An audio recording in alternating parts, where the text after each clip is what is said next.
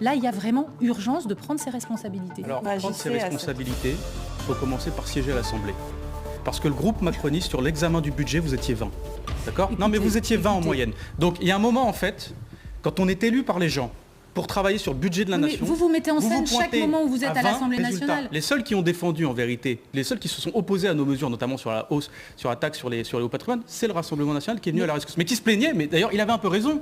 Il se plaignait en disant, mais attendez, on est en train de défendre le programme macroniste parce que les macronistes sont pas là. Non, je veux juste finir. Si on se projette, nous avons gagné des amendements concrets dans l'Assemblée nationale. Michel Barnier était le représentant d'un parti qui a fait 5% aux élections législatives. C'était intenable démocratiquement, il faut qu'il parte. Et il faut que cette fameuse coalition que nous avons due entre LR et les macronistes, qui ne tient absolument pas, il n'y avait aucune solidarité. Madame Spielboutch, je l'ai très peu vue sur le budget.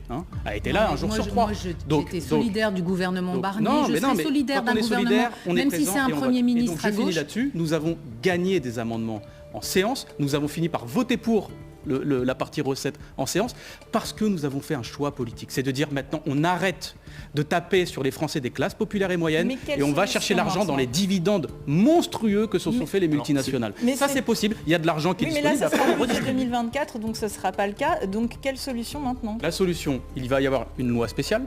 Nous ferons probablement des propositions à l'issue de cette loi spéciale, notamment pour que certaines dispositions suivent le cours de l'inflation en termes de rentrée d'argent. Mais non, c'est pas possible une loi spéciale. On va mettre un amendement, on va voir. Mais non, c'était anticonstitutionnel. Monsieur Mathieu, c'est le président de la commission des finances qui bosse là-dessus. Oui. Non, mais peut-être que ça vaut le coup de se demander si c'est possible. En tout cas, nous, on fait toujours, vous savez, on fait toujours au maximum pour essayer de préserver le train de vie des Français. Ensuite, il y aura le projet de loi de finances qui va poursuivre sa route. Et encore une fois, le projet de loi de finances, nous avons encore une fois été majoritaires sur la partie recettes. Mais c'est pas nous qui l'avons rejeté. Donc nous appelons, justement, quand on dit prendre ses responsabilités, prenez tous vos responsabilités.